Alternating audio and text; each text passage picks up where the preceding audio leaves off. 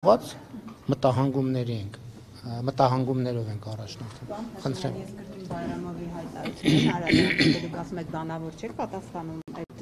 թեզերին, բայց այնտեղ կար մի միտք, որ դուք երբ որ ժամանակ եք խնդրել, հետո չեք փորձել լուծել, պատճառաբանելով, որ Հայաստանում ձեզ կսպանեն։ Ինչ մտահոգություն ունեիք, ով ձեզ պետք է սպաներ, եւ քանի որ ձայնագրությունների գաղտնալսումներից խոսք եղավ, Սերժ Սարգսյանը ժամանակի նախընտրական շրջանում մի ձայնագրություն էր հրապարակել կրկին բանակցությունների հետ կապված։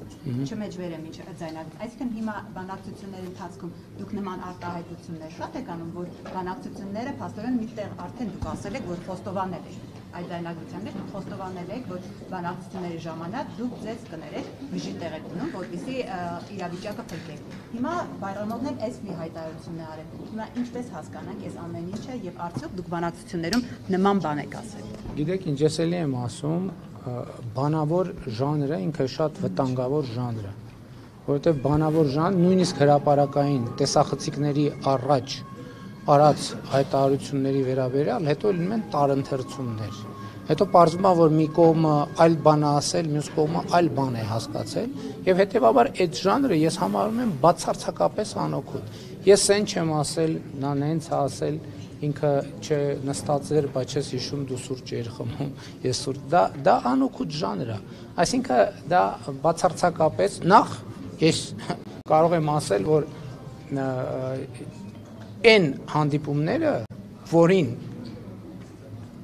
Ադրբեջանի արտաքին գործերի նախարարը հղում է անում, ինքը ոչ միայն դրան չի մասնակցել, ինքը ժամանակ արտաքին գործերի նախարար չի ելել։ Ինքը բոլորովին ուրիշ պաշտոն, այսինքն ինքն էլ լսել է ուրիշից, գուցե այդ ուրիշը լսել է ուրիշից, գուցե այդ ուրիշը լսել, ես չգիտեմ, բայց ես ներողություն եմ խնդրում, բայց ասում եմ, առավել ևս այն մարդու ասածը, որը այդ ժամանակ չի եղել այդ կարգավիճակում, անիմաստ։ Սերժ Սարգսյանը ինչ։ Սերժ Սարգսյանի հրապարակած այդ ձայնագրությունը, այնտեղ որ ձեր ձայնն է։ Ինչ է ձեր հարցը։ Որ այդպես